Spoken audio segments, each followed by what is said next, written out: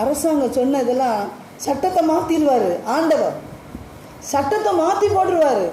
நமக்காக சில திட்டங்களை மாற்றி போட்டுருவார். யாருக்காக அப்படின்னா, வாய்ப்பை பயன்படுத்துவதற்கு ஆசையாக இருக்காங்களோ, வாய்ப்பை பார்ப்பதற்கு விருப்பமாக இருக்காங்களோ அவர்களுக்காக சட்டமும் மாறும், சட்டமும் மாறும், திட்டமும் மாறும். அப்போ அந்த திட்டங்களை பயன்படுத்த நம்ம முயற்சி எடுக்கணும். அப்போ முயற்சி எடுக்கணும். நாம் வாழ்க்கையில் பயிற்சி இருக்கணும்.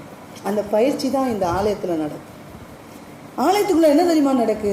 இங்கே என்ன நடக்கு? ஒரு வேத கோயில் இருக்குது, அங்கே போகிறாங்க அப்படின்னு தெரியாமல் இருக்கும்போது நாமளும் அப்படி தான் சொன்னோம். ஆனால் உள்ளே வந்ததுக்கப்புறம் என்ன நடக்கு? பைபிளில் இருந்து படிப்பாங்க, ஒரு பாட்டு படிப்பாங்க, ஒரு ஜெபம் பண்ணுவாங்க. இதுதான் அந்த வேத கோயிலோட ப்ரொசீஜர் அப்படின்னு சொல்லுவாங்க. அப்படி இல்லை, பயிற்சி. ஒவ்வொரு மனிதனும் மனுஷியும் குடும்பமும் வாழ்கிறதுக்கான பயிற்சி இங்கே கொடுக்கப்படுது. எப்படின்னா, வேத சத்தியத்திலிருந்து அவனுக்கு கிடைக்குது. இந்த வேத புஸ்தகத்திலிருந்து அநேக பயிற்சிகள் மக்களுக்கு வாழ்வாதாரத்துக்கு தேவையானதெல்லாம் இங்கே பரிமாறப்படுகிறது. அந்த பரிமாற்றத்தை யார் பெற்றுக்கொள்ளுகிறார்களோ அவர்களுக்கு அது வாய்க்கும். அப்படி தானே?